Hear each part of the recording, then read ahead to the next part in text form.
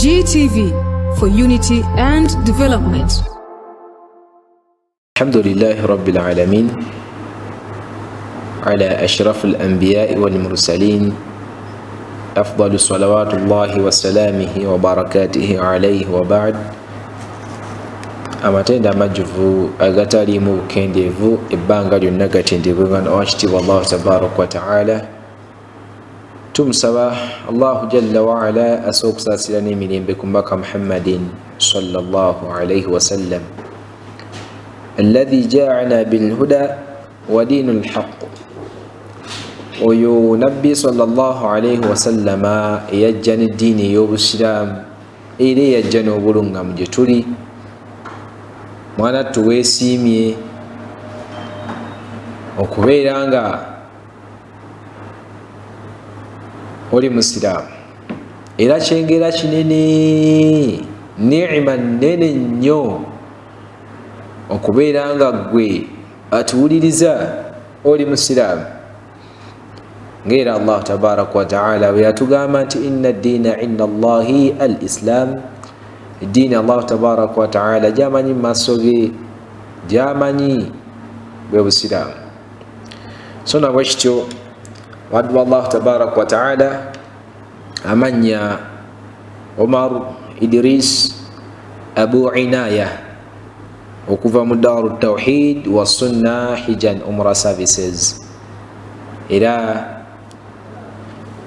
tujja kubeera nga tutambula mpola mpola biidhnillah ng'omulamwa gwaffe ogw'olwaleero kubeera nga twejjukanyako ku umra obulungi obuli mu kukola umra mwana twali eyo wandirowoozezza nti umra y'abantu bagagga abantu balina ssente be bagenda kuhijja ne umra la naawe ali eyo ng'osonda akasenteko mpola mpola ng'olaba tolina wa kitalo osobola okukola umra kubanga allahu tabaraka wataala akulonda bulonzi bangi mbagagga nga bagagga balina ssente naye nga tebatuukanko ku nyumba allahu tabaraka wataala n'osanga omuntu ng'ali mu muzigo ekyokulya kimwekubyampi mbamanyi sheekh mbamanyi mbaddeko n'abantu bangi ng'olaba ekyokulya kimwekubyampi wallahi nno yagenda ku nyumba ya allah allahu akbar naye batono nnyo abagendayo ne bakomawo ne basigala nga bwe bali bangi mu bagendayo bwe bagenda ku nyumba allahu tabaraka wataala mwanattu allah akyusa nnyo obulamu bwabwe allah kasita amala okukkiriza umra nakkiriza hijjayo kale mwanattu tujja kubeera nga tutunulako mu bigambo waneeno mpola mpola biidhnillah ebirungi ebiri mu kukola umra ebirungi ebiri mu kutuukako ku nyumba ya allahu tabaraka wataala ennyumba eyasookera ddala ku nsi nga allahu tabaraka wataala batugamba mu qur'ani y'ekitiibwa inna awwala baiti wudi'a linnaasi lalladhi bibakkata mubaraka wa hudan lilalamin ennyumba eyo eyasookera ddala ku nsi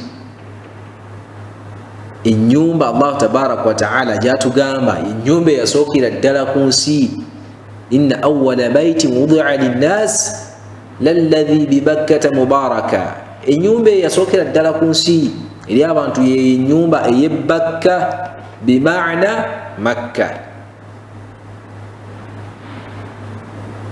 ennyumba eyasookera ddala ku nsi ennyumba ejjudde emikisa kati gwe mwana twali eyo tewandyegombye kubeera ng'otuukako ku nyumba allahu tabaraka wataala tewandyagadde kubeerako mu abo allah baalonze kuba byonna byakusaba busabi kumusaba allahu tabaraka wataala kubanga bangi balina ssente naye nga tebatuukangayo bangi obalabanga bagattagatta abavubuka b'ennaku zino bakuyita kugatta buwaya ne bagattagatta nolabanga wallahi afunye akasente akamutwala ku nyumba Allah tabaraka wa taala.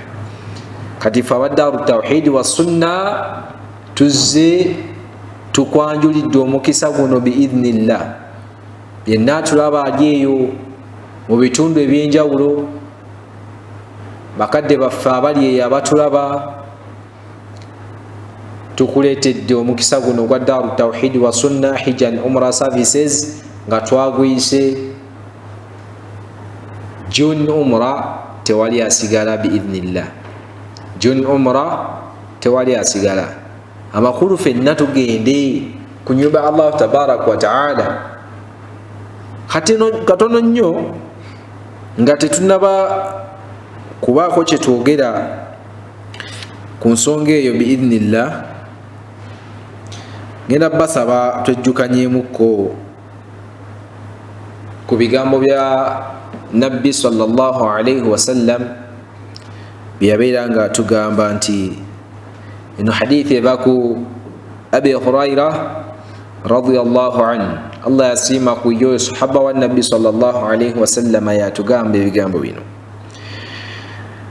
Atugamba nti anna Rasulullahi sallallahu alayhi wasallam qala, atugamba sallallahu alayhi wasallama okusasira n'emirembe gibeere ku ye nti al-umratu ila al-umrati kaffaratun lima bainahuma.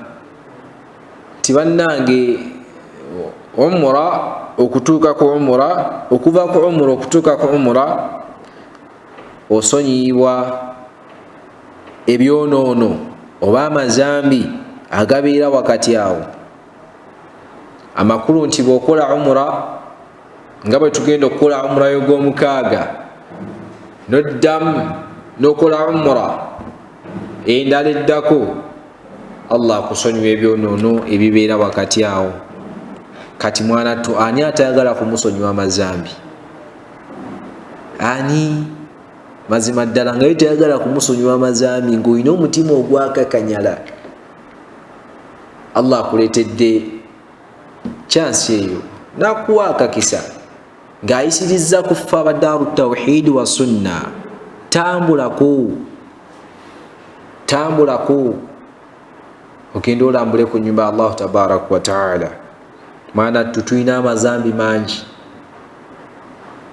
naye kati gwani atayagala kusonyiibwa, atayagala kusasira kwa Allah tabaraka wa taala. Natugamba nti walhajju almabrur laysa lahu jazaa'un illa aljanna. Nti ate hijja bw'eba ekkirizibwa maaso ga Allah tabaraka wa taala terina mpeera yonna, okujjako ejjana Allah tabaraka wa taala. Mwana tuwulire obulungi obuli mu kutambula okugendako ku nyumba Allah tabaraka wa taala. Kati gwali eyo atayagala kutambula kugenda ku nyumba Allah tabaraka wa taala, mwanattu furusa eno gikozese. Kyasi webangeze mu bulamu bwo gikozese, togayaala.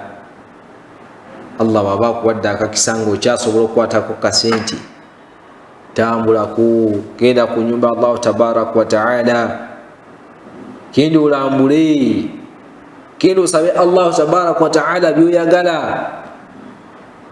So na bwe kityo hadithi eyo erimu Ibn Majah,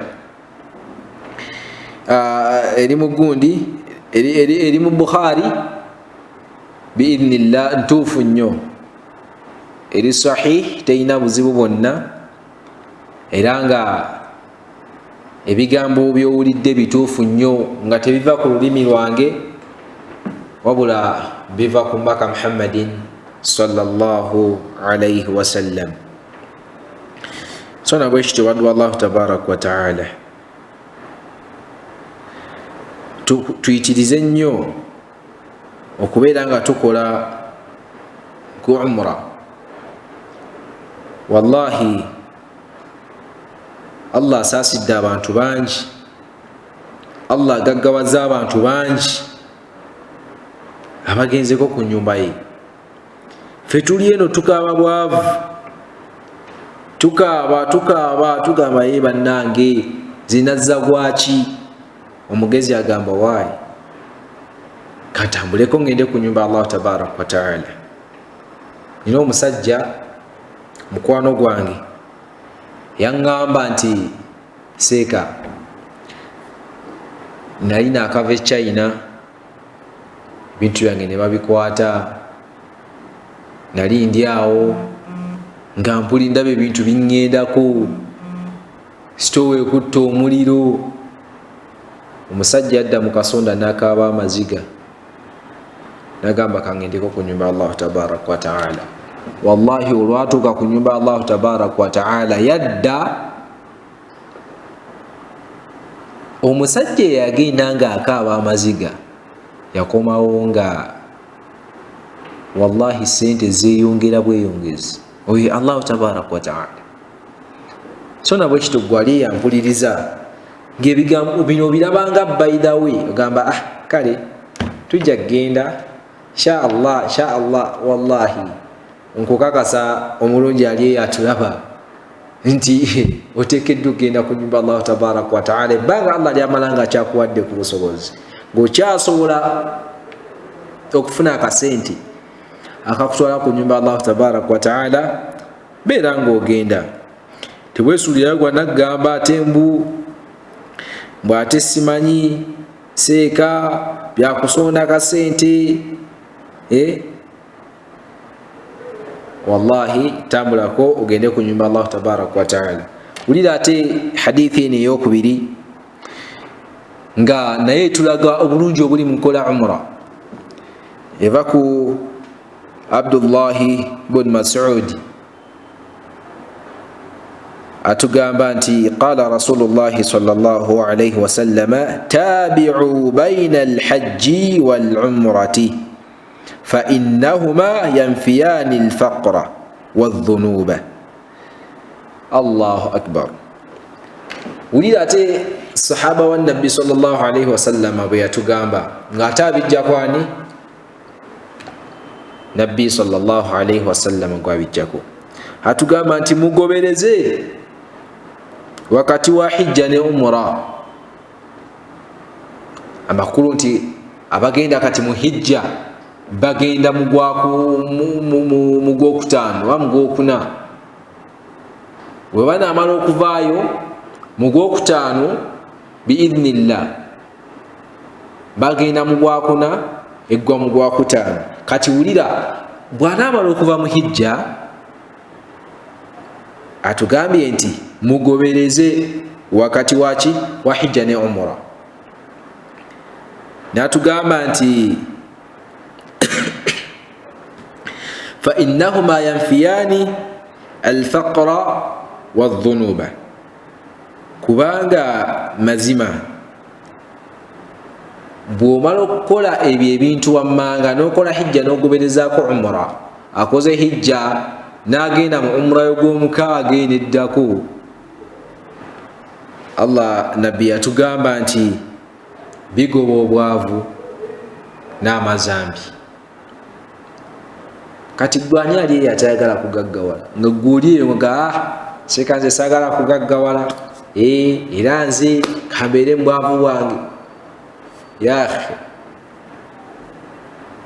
gwatakimanyi nti obwavu buli kumpi n'obukafiiri obwavu. So nabwe kityo watu Allah tabaraka wa taala, sonda akasente mpola mpola, genda okole ku umra. Kale hijja eyinza okuba nga ekuzitowerera, hijja ya sente nyingi, umra tugireese ku sente ntono nnyo biidhnillah.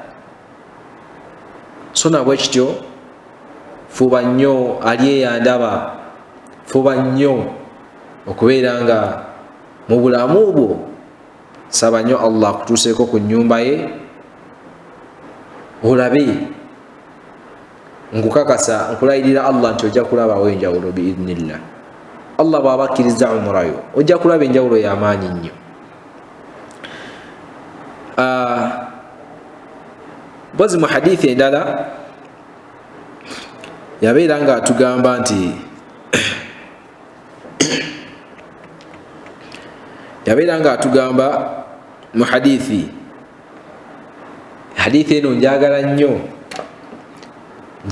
nnyo era bwe mba ngisoma mpulira nnyo essanyu.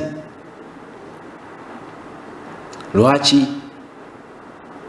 Kubanga buli wengisoma omutima gwange gukola ki? Guweweera. Hadithi egamba nti naye baku Jabir anna Rasulullahi sallallahu alayhi wasallam atugamba nti salatun fi masjidi, nti esswala gyosalidde mu muzikiti gwange ogw'e Madina, masjidi Nabawi, esswala gyosalidde mu muzikiti gwange ogw'e Madina, afdalu min alfi salatin fima siwahu, esinga esswala 1000 zosalidde mu muzikiti gumulala gwonna, mu mizikiti emirala egy'enjawulo gyonna, esswala gyosalidde mu muzikiti gwe ogw'e Madina. Allahu akbar. Ulira obulungi obuli mu kukola umra, kubanga era bw'ogenda ku umra olina okutuukako ku nyumba ya Nabbi sallallahu alaihi wasallam, otuukeko ku muzikiti gwe. Atugambye nti bw'osalira esswala emu mu muzikiti gwe osinga omuntu asalidde esswala 1000 mu mizikiti egy'enjawulo. Kati mukadde wange, muganda wange ali yampuliriza, oyina esswala mmeka zokakasa nti ntuufu? Oyina esswala mmeka zokakasa nti nze wano ndi ku safe side?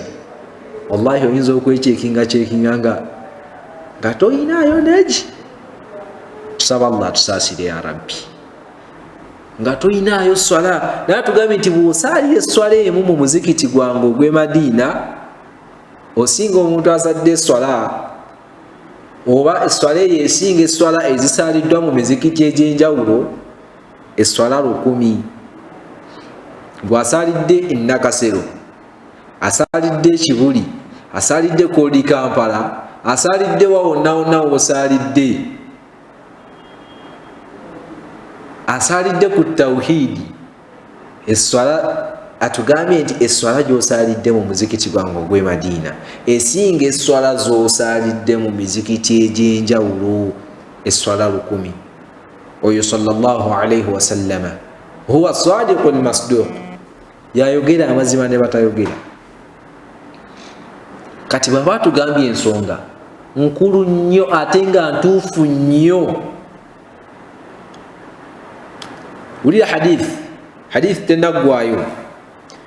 Kati atugambye nti esswala gy'osalidde ku muzikiti gwe esinga esswala z'osalidde ku mizikiti egy'enjawulo esswala 1000. N'atugamba nti illa almasjid alharam, okujjako ate masjid alharam, masjidi y'e Makka, okujjako omuzikiti ogwo. Kati ate wulira obuzito bwagwo. N'atugamba nti wa salatun fi masjidi alharam wa salatun fi almasjidi alharam afdalu min 100,000 salatin fima siwahu, nti ate munnange esswala gy'osalidde ku masjidi alharam, ku muzikiti gw'e Makka, awo ewali Kaaba, esinga esswala mmeka? Esswala 1,000 mulamba z'osalidde ku mizikiti egy'enjawulo, esinga esswala 1,000 mulamba z'osalidde ku mizikiti egy'enjawulo. Wali ku muzikiti gwa Nabbi atugambye esswala 1000. Kati wano ziri esswala 1,000, amakulu zikubisa esswala z'osalidde ku gundi ku haramu y'e Madina emirundi 10. Siwe kiri wali 1000, kati bala 10,000 emirundi 10 sigwe 1,000. Bw'obala 10,000 emirundi 10 sigwe 1,000. Kati nabwe kityo nzito nnyo maaso ga Allah tabaraka wa taala. Era nabwe kityo yenna ali atuwuliriza, wallahi furusa eno bwe bangeze nga tugikuleetedde tambulako ogende ku nyumba ya Allah tabaraka wa ta'ala, tambulako ogende olambule ku muzikiti gwa nabbi. Wallahi obwongo bukola ki? Ekisooka byonna nti obwongo bugaziwa. Allah tabaraka wa ta'ala akusaasira, ayongera bwongezi kuwa, kuba kati oli mugenyi we, munfuna ab'ebitiibwa. So na bwe kityo tuyitirize nnyo okubeera nga tulambulako ku nyumba ya Allah tabaraka wa ta'ala, tuyitirize nnyo okubeera nga tukola umra. Omuvubuka ali eyo, omukadde ali eyo andaba, bakulu bange bato bange abali eyo abatulaba, muyitirize nnyo okubeera nga mukolako umra, mulambula ku nyumba ya Allah tabaraka wa ta'ala. Munayo oba oliawo mwe munaava obulungi gye tuli, mwe munaabeera akalungi.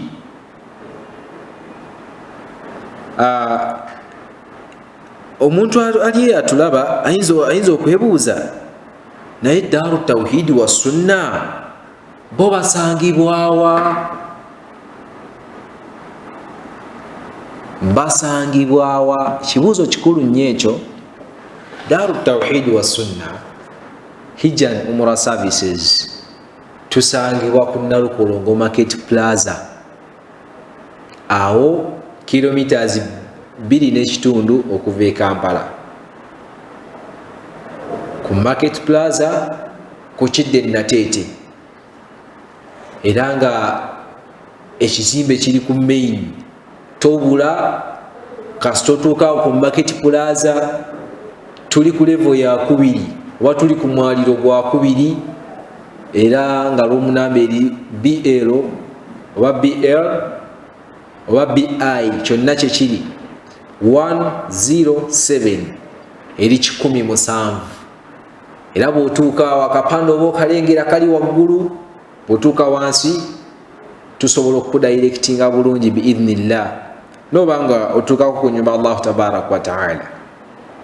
Tukuleetedde furuso eno, tukuleetedde akakisa kano okubeera nga omuddu wa Allah tabaraka wa ta'ala ali eyo, naawe osobola okutambulako ogende ku nyumba Allah tabaraka wa ta'ala. Oluvannyuma lw'okuwulira ebirungi ebiri mu kukola umra, twasazeewo tuleete gye bayita June Umra tewali asigala. June Umra tewali asigala. Gwali awo gamba munno mugambe nti bannanga ba Daaru Tawhidi wa Sunna bakuleetedde June Umra, era tewaba asigala. Fenna tugende ku nyumba ya Allah tabaraka wa ta'ala, tewaba asigala. Mwana ttu ate kati ng'okyali ku ekyo, ebisale twabisalidde ddala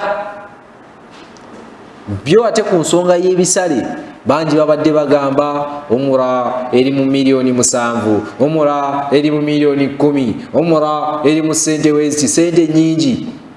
Twasaze ebisale, bwe twogerera mu sente z'abali bamagulu meeru, tuli mu $1,300 zokka. Totubuuza nti ate seeka mumufuniramu wadde tuli mu bizinesi. Eno ibada kakulu nnyo tokeerabira.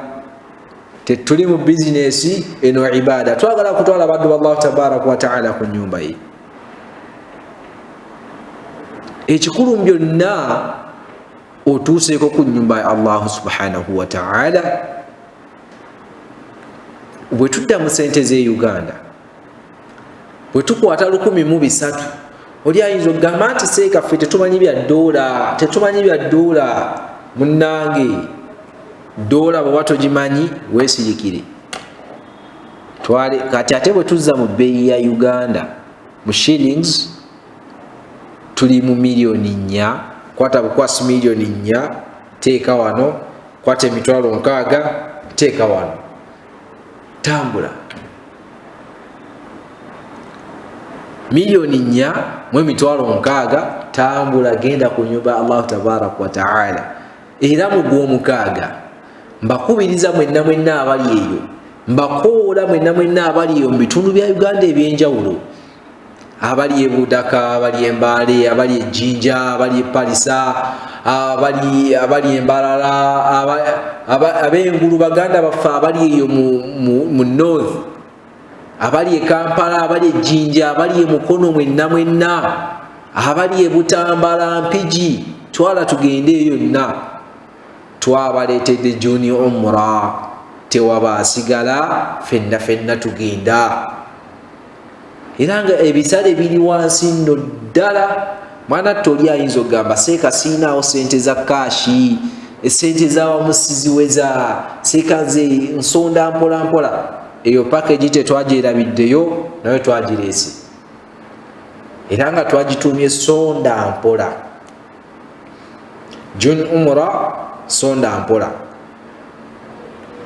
Juni Umra tewali asigala, Yoweri. Twaleese ne Juni Umra, sonda mpola. Kwata akasente ko, sonda mpola, teekayo mpola. Mulimu oli agamba seeka bwe nnakwata sente ngenda zirya, bwe nnakwata sente ngenda kukola ki? Sonda mpola sente, teekayo buli koofuna, teekayo. Ojja kutambula. Mwana ttu abatambula bonna tebaba na sente za kaashi abasinga. Sente bateekayo mpola. Kwata akakadde, teekayo. Kwata 5, teekayo. Kwata 2, teekayo. Kwata 10, teekayo. Kwata 5, teekayo. Nkukakasa bw'otandika oteekayo essaawa zino, tujja kutuuka mu gw'omukaaga biidhnillah ng'ogenda ku umra. Eno ensonga tugireese nga tetwagala muntu yenna asigala. Kyova olaba twagituumye tewali asigala. Juni Umra tewali asigala. Fenna tugende biidhnillah ku nnyumba Allah tabaraka wa ta'ala mu gw'omukaaga. Hijja olumala okuggwa bweti tuba tuseetinga kugenda. Era nga mbakubiriza mwenna abali eyo, mbakoola mwenna abali mu bitundu bya Uganda ebyenjawulo, baganda baffe abali eyo, nga mwagala otuuka ku nnyumba Allah tabaraka wa ta'ala naye nga bagamba sente ezigenda ku umura nnyingi. Jangu otambuleko ne Daaru Tawhid wa Sunna Hijja and Umrah Services. Tusangibwawo ku Market Plaza ku Kidde Nateete, ekizimbe kiyitibwa Market Plaza. Nalukolongo Market Plaza. Abamanyiwo weewali akatale, naye baakajjawo ne bateekawo ekizimbe ekyo ekinene. Insha Allah tusanga wennyini ku Market Plaza. Era bw'ojja tujja kukwaniriza bulungi, tujja kukola bulungi, byonna by'oyagala okumanya biidhnillah osobola okukola ki? Osobola okujja n'otwebuuzaago. Abantu baliyo nga bagamba naye kati ffe tunaatambulako ddi? Munnange tambula ne Daaru Tawhid wa Sunna, tojja kubeera nga wejjusa. Yeffe abaleese umura nga twagisaze ebisale biri wansi ddala, ng'ate sinekyo ekyokuba nti twasaze ebisale si kyokka, twaleese ne sonda mpola.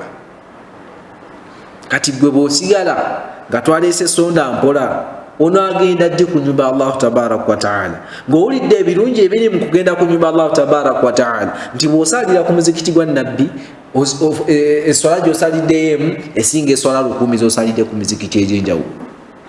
Naam, bw'osalira ku muzikiti gw'e Makka, Masjid al-Haram, eswala emu gy'osaliddeyo esinga eswala 1000 mulamba. Allahu akbar. Tusaba Allah tabaraka wa ta'ala abeere nga atutuusayo ku nnyumba ye ya Rabbi. Tusabe Allah tabaraka wa ta'ala atukwasizeeku. Alyeyo ng'agamba nze nyina mukadde wange, njagala kutwala mukadde wange, tajja kusobola kukola ki? Talina maanyi.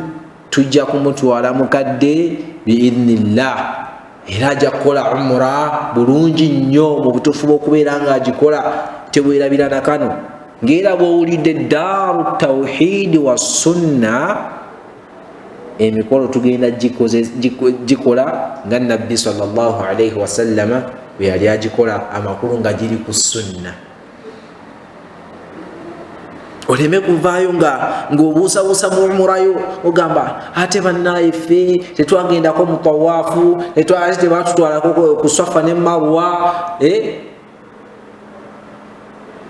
nga lwaki togenda?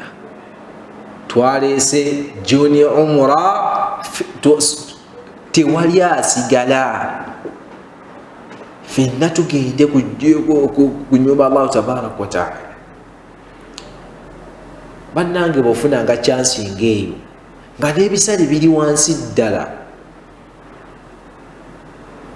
wallahi chansi eyo gikozesenga, chansi eyo gikozesenga.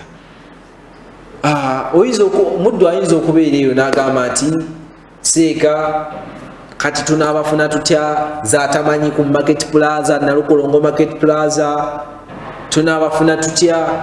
Enamba z'essimu ze zino wammanga, era omulungi andaba kwata bukwasi kalaamu yo ogiteeka awo ebeere kumpi. Enamba ez'essimu ngenda kubeera nga nzibawa biidhnillah. Enamba z'essimu nja kubeera nga nzibawa insha Allah. Oba oliawo atasobola kubeera nga azirabawo ku screen ye wansi, enamba z'essimu tujja kubeera nga tuzisoma insha Allah. Tugenda kutandika niya Airtel. Yenna ali eyo nga yandyetaaze okubeera nga atambulako ne Daaru Tawhid wa Sunna mu gw'omukaaga guno gwennyini, enamba ngenda kubeera nga nzigaba biidhnillah. Ngenda kutandika ne Airtel. Aba Airtel insha Allah ndoza tujja kuwandiika enamba eri 07 54 480 42 31. Njiddamu mu Luganda eri nooti 7 54 48 42 31. Wa Airtel osobola okuyita ku mukutu ogwo, ate munnaffe wa MTN osobola okuyita ku 0792 42 41 32 07 92 42 41 32. Eyo yabaganda baffe abasobola okuyita ku MTN insha Allah. Ate bannaffe aba WhatsApp nammwe saabeerabidde biidhnillah, tujja kubeera nga tuyita ku nnamba eno wammanga eri 0700 777 musanvu emirundi 3 777 375. Kanzigiddemu mu Luzungu mbale njiddemu mu Luganda eri 0700 777 375. Njiddamu mu Luganda nooti 7 musanvu emirundi 3 37 esembyayo 5. Eyo enamba yaffe ya WhatsApp insha Allah. Yena omulungi ali eyo ng'oyagala kutambulako ne Daaru Tawhid wa Sunna, tambulako naffe, tojja kubeera nga wejjusa biidhnillah. Twakuleetedde umra ne tugiteekaawo ne tugamba kati tewali asigala, ffenna tugende. Tambulako ne Daaru Tawhid wa Sunna. Era yenna anayita mu package yaffe ya Sonda Mpola biidhnillah, essimu zeezo osobola okukubako n'obanga okolebwako biidhnillah. Tusobola okuwa endagiriro n'oyita mu banka n'oteekayo, oba n'omala otuukako ku ofiisi zaffe awo Nalukolongo Market Plaza insha Allah. Tuli ku mwaliro gwa 2. Omwaliro gwa 2 lumu namba eri BL 107 awo osobola okubeera ng'otusanga biidhnillah. Era ng'eno chance mwana twali eyo nziramu okubajjukiza, nziramu okubakuubuula nti ffenna tugende ku umra. Ani atayagala kumusonyiwa mazambi ya rabbi? Ani atayagala kumusonyiwa mazambi? Ani akyayagala obwavu? Ani? Ng'oli eyo nga gwe okyayagala obwavu? Omusajja omu yali alonda bucupa awo mu Kampala awo, yali awo ku Nabugabo awo ng'alonda bucupa. Naye bwe yalonda obucupa n'asonda, nga bw'omanyi obucupa buneeno buno obwa Rwenzori, obucupa bw'amazzi obwo bwe butyo okuweza kilo, just kilo emu bweti. Omusajja asonda n'alonda obucupa n'akuŋŋanya akasente ke n'agamba kati njala agenda ku umra. N'agenda ku umra. Kati gwali eyo Allahu tabaraka wa ta'ala akyakuwadde akakisa, akyakuwadde chance okuba nti oyina akyakuwadde amakubo gojjamu sente. Wallahi twalibadde tukozesa furusu eno n'obanga naawe otuuka ku nyumba Allahu tabaraka wa ta'ala, n'obanga naawe obeerako mwabo abaddu ba Allahu tabaraka wa ta'ala baanaasonyiwa amazambi okuva ku umra okutuuka ku umra eddako. So nabwe kityo nga tukyali awo ku nsonga ya umra, ekitongole ekiyitibwa Daaru Tawhidi wa Sunna kikola emirimu mingi nnyo, kikola emirimu mingi nnyo, departments nyingi nnyo ze kikwasaganya.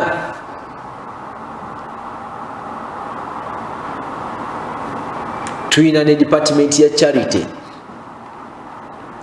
Charity yena ino omuddu wa Allah tabaraka wa ta'ala aliye yatuuliriza. Tuyina charity. Wallahi mu ggwanga eryaffe Uganda mulimu abeetaavu bangi. Otambulako eyo mu byalo, tutambula mu byalo eyo genda mu duruusu ez'enjawulo, wallahi osanga abantu nga bali bubi, abantu bali bubi nnyo. Ate n'osanga abantu Allah tabaraka wa ta'ala bawadde sente nga bali awo sente badibuuda bakola kino. Osanga oli n'agenda mu restaurant n'alya emmere n'alyako wano n'atumya emmere n'atumya kino ekika n'atumya kino ekika n'atumya kiri ekika n'alyako kino n'alekako n'alyako n'alondako n'abireka awo. Naye nga wallahi abaddu Allah tabaraka wa ta'ala baliyo beetaavu. Kaakati ensonga ya charity twaleese era nga ngenda okugibanjulira maaso gammwe abatulaba. Tugenda kutandikawo charity nga tugaba ebitabo by'enzikiriza biidhnillah mu maka ag'enjawulo, mu districts ez'enjawulo biidhnillah. Era nga wetwogerera tugenda kutandikira mu district y'e Butambala. Tugenda kutandikira mu district y'e Butambala nga tugaba ebitabo by'enzikiriza, era nga twagituumye ekitabo ky'enzikiriza mu buli maka. Buli maka galina okubeera n'ekitabo ky'enzikiriza. Tubadde twogera ku nsonga za umra nga tunnyonnyola umra, ebirungi ebiri mu umra. Kati waliwo ne charity. Naam, ebirungi ebiri mu charity.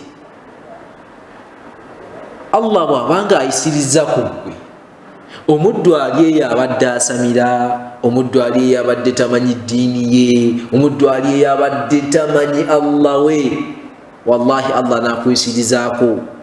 N'obanga gwafuuse ensonga, gwabadde sababu omuddu oyo okufuna ekitabo ky'enzikiriza n'abanga akisoma.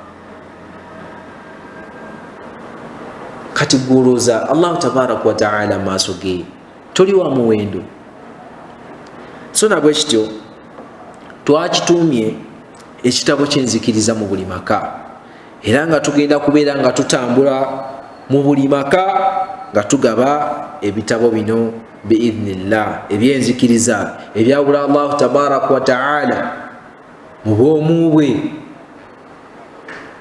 ebitabo bino ebiraga okwawula Allah tabaraka wa taala mu bintu ebirala naam era nga Daaru Tawhid wa Sunna yemu yekuletedde era ensonga eno biidhnillahi tabaraka wa taala era nga abaddu Allah tabaraka wa taala abali eyo ng'olina ky'osobola otukwasizaako ng'olina kyonna ky'osobola otukwasizaako kubanga twagenza okubala abalamu nga buli kitabo kya mutwalo gumugumu so nabwe kityo oddira ekitabo ky'omutwalo ogumu nga twetaagayo ebitabo 2,000 tugenda kibalamu wano eno ebitabo omutwalo gumu times 2,000 kitegeeza nti naam ze miliyoni 2 era nga twagala ebitabo 2,000 insha Allah so nabwe kityo waddu Allah tabaraka wa taala yenna ali atulaba nga wandyagadde okubeera nga oweereza akasente okubeera nga kagenda ku baddu abo kagenda ku bitabo bigende bigasa abaddu abo abaliyo mu byalo gwali ali wane Kampala wonna wooli ali ejjinja ali emukono ali wawawawa yonna wooli insha Allah ngenda kukusaba osobola okuyita ku mikutu gino wammanga biidhnillah tusobole okugabira abaddu Allah tabaraka wa taala ebitabo basome enzikiriza yaabwe kubanga abantu abasinga bamanyi nti emigaso abantu ebintu ebisinga balina bikola mu Ramadhaani tibannange nze mu Ramadhaani wensingira okubeera nga mpaayo sente nze mwezi gwa Ramadhaani mwempeerayo sente wallahi ne mu myezi egisigadde gyonna beera ng'owaayo Ramadhaani lwe bimaze okugenda sigala ng'owaayo Allah tabaraka wa taala yagenda okukusasula insha Allah asobola okubeera nga ayisiza ku ffe aba Daaru Tawhid wa Sunna ne tutuuka we tutuuse ne tuwa abaddu Allah tabaraka wa taala ebitabo ne basoma ne bakola ki naye nga Allah mwensonga gwali eyandaba nga gwensonga omutwalo gwo gw'otaddeyo 5,000 zo z'otaddeyo 2,000 zo z'otaddeyo era nga ngenda bbawe emikutu gino kwe tujja okuyita biidhnillah ndowooza ngenda sooka mbawe akawunti ya banka eya Absa insha Allah akawunti eyo bwe naamala ogibawa anaasobola okubeera nga atufunirayo kyatufunidde ng'atufunirayo insha Allah katugenda tuwa waddu Allah tabaraka wa taala ebitabo babiri nga basoma twagituumye ekitabo kyenzikiriza mu buli maka so nabwe kityo ali eyo nga yandyetaaze ku gundi ku account ya ku bank account eri 600 98 7679 esembyayo 9 eri 600 908 769 709 esembyayo 9 eyo nno bank account eya Absa osobola okuyita kweyo yenna ayagadde okuyita okugundi mu banka osobola okuyita kweyo insha Allah amanyi leeta Umaru Mayende kasitola waka amanyago biidhnillah obuyambi buba butuuse insha Allah. So nawe kityo ate ali eyo nga gwe wandyetaaza okubeera ng'oyita ku mikutu gino emirala oba ennamba ez'amasimu insha Allah, naawe tetukwerabidde osobola okuyita ku nnamba zino wammanga eya Airtel gye ngenda osoosa eri 0754 48 42 31 0754 48 42 31 07 44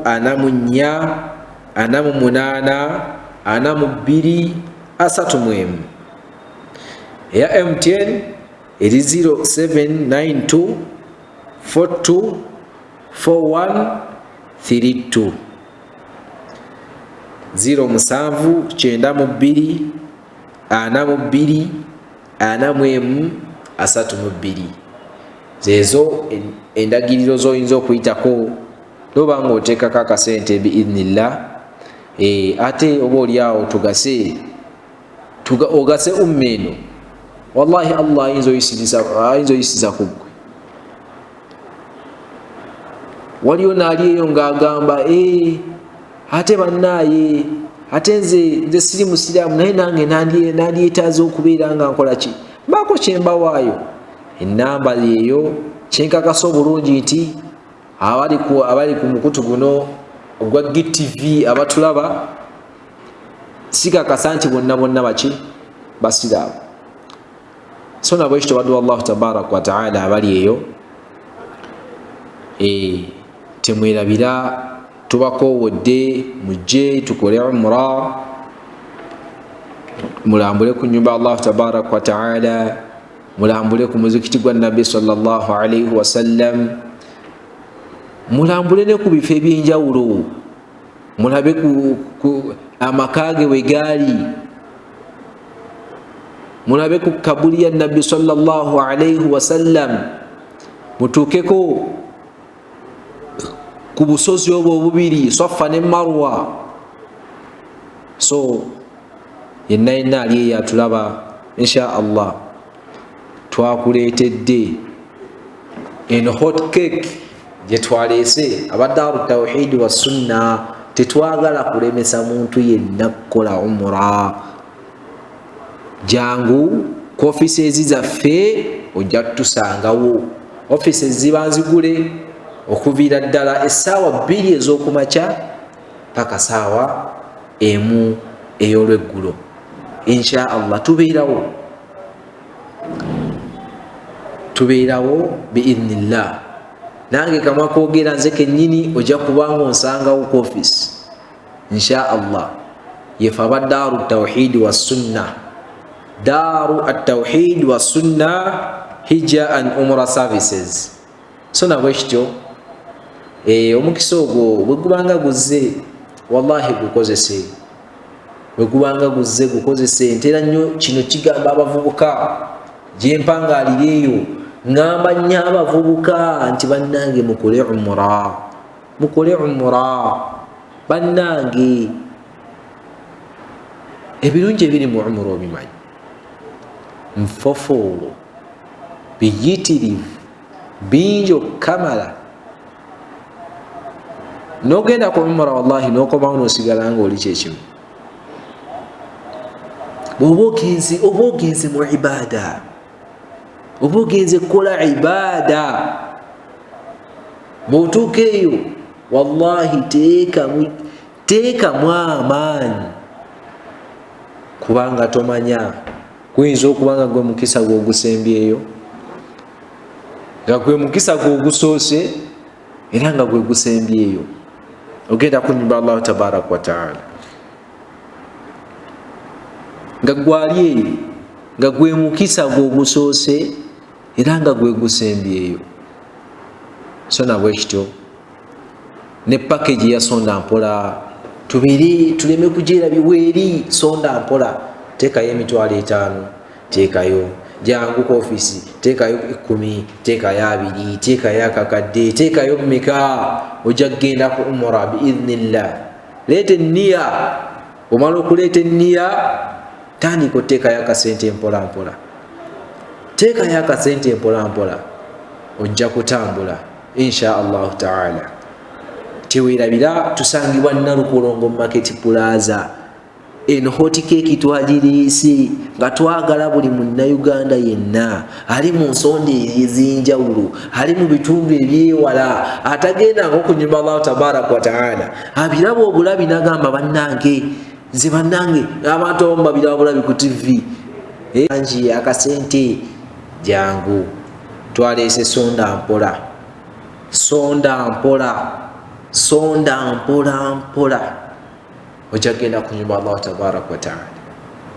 Ojja kukola umra, okomewo okole umra, otwale ne bakadde bo. Ojja kugenda okole umra, okomewo otwale n'abantu bakole umra. Nengo oyise muki? Sonda mpola.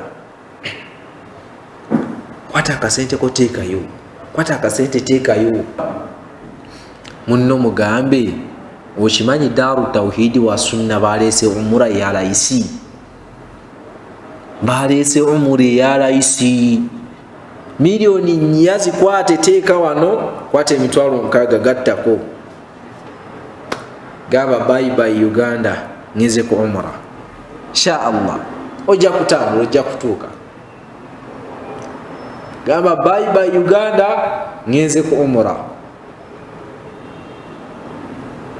Wallahi banji begumba abantu batuukeeyo nga tebawuliranga na kuseka Sudaisi, ne batuukeeyo. Wallahi nagamba nange eswala ya Magharibi Seka Sudaisi yagenda ogisaaza n'owulira abantu we bakaaba eddoboozi lyokka. Allah tabaraka wa taala yasitula abantu be, yasitula abantu be. Era okubeera imaamu okuharama tekibeereka, tekibeereka. Allah tabaraka wa taala alonda abalonde kubanga ennyumba ye, ennyumba ya kitiibwa. Bagambye nti esswala gy'osaalirawo egi esinga eswala omutwalo mulamba, z'osaalidde Ekibuli, z'osaalidde Nakasero, z'osaalidde Koodi Kampala, z'osaalidde Kwalidina, wonna wonna wonna osaalidde. Omuzikiti bwe gw'owangaalirako abanga oyina esswala mmeka? Oyina esswala mmeka? So nabwe kityo tubeerenga tukola ki? Nga buli omu akoleka weefube, akolenga bwe kisoboka, atuukeko ku nyumba ya Allah tabaraka wa taala. Twaleese omukisa guno, tewaba asigala, ffenna tugenda, tewaba asigala. Era sonda akasente mpola mpola, kaleete kateekeyo, kaleete kateekeyo mpola mpola. Ojja kutambula ogende ku umra biidhnillah, ojja kugenda ku umra insha Allah. So nabwe kityo Allah tabaraka wa taala abali abampuliriza nga tufundikira ensonga zaffe zino eza umra ne charity. Aba charity insha Allah tugenda kubeera nga tutambula tugaba ebitabo, tugenda kubeera nga tugenda mu byalo eyo mu district ez'enjawulo tuwa abantu ebitabo by'enzikiriza, nga buli maka galina ekitabo ky'enzikiriza. Kati watanga Allah ayisiriza ku ggwe, nga watanga Allah gwe gwayisirizaako omuddu oli okutegeera okwawula Allah we.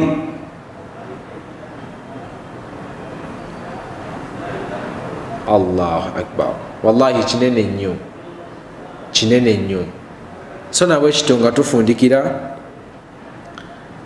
mbakoowola mwenna abali mu bitundu ebyenjawulo mujje tukole umra, mujje tukole umra. Tambulako ne Daaru Tawhid wa Sunna Hajj and Umrah Services. Tusangibwa Nalukolongo ku Market Plaza, kilometers 2.5 okutuuka mu kibuga oba okuva mu kibuga, kumpi nnyo insha Allah.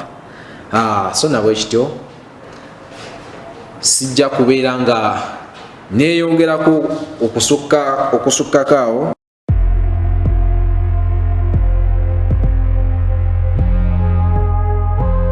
GTV for unity and development.